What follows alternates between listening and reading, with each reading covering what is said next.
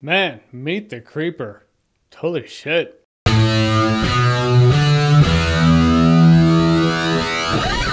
The Girl on the Train. The Girl on the Train is a psychological thriller / murder mystery starring Emily Blunt. Emily Blunt rides this train every day. She goes by these houses. She sees the people in the houses and she makes up stories about them. She starts feeling like she has a connection with them. And then one day, one of them goes missing. So now it's a murder mystery. Who did it? All right, let's talk about what I liked about in this movie. Emily Blunt. Emily Blunt straight up brings it in this one. Going for an Oscar, and she does a damn good job. She does a good job at showing someone who is straight up mentally in pain, but showing a vulnerability to it. Is one of the things I liked about the movie is it puts it into perspective. You see people in your life or world, maybe you're just crossing paths, maybe you work with them, maybe you're dating them, and they're kind of nuts, but this movie does bring it into focus where it's like, well, something happened, a downward spiral happened in their lives to bring them to this point. And that's what you feel with Emily Blunt. More or less, you do pity her. However, it does show the actions and reactions that have happened leading up to this point in your life, and you're like,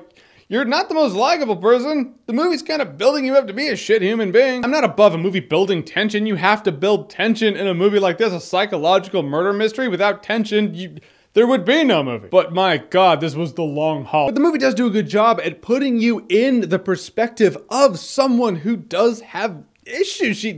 The girl's got baggage. So when she's trying to piece things together, you're trying to piece things together, but because she doesn't have all the pieces, you definitely don't have all the pieces, and maybe her perspective's a little skewed, you just don't know what's going on. The movie does a good job at making you as confused as she is. The movie also does a good job at just confusing you, period. Like with the transitions in this movie were wonky because it jumps around. We're talking Pulp Fiction style, and that doesn't bother me, usually. When the movie does a bad job at transitioning from the past into the present, and not actually having it clear that it just did that. It'll say like 2 months ago or 4 months ago, whatever the time leap is. But then when it comes back to the present, when the flashback is over, you're like, are we in the present? Are we still in the past? You do get it figured out, you get it ironed out in your head, but it takes a minute. And when it takes a minute to do that often enough in the movie, those minutes stack up to really compromise the experience as a whole. Guys, in the end, The Girl on the Train was one of those interesting premise but boring movies with good acting, with some wonky execution that really did compromise it as a whole. When it feels this boring and this choppy for this much of it, it really does just drag it down in the mud. This is gonna be a short review because the movie heavily relies on continuing revelation carrying the movie, and if I explain too much, then it's gone. So I'll just say The Girl on the Train would probably be a better time if you're drunk. Yeah, no, it's a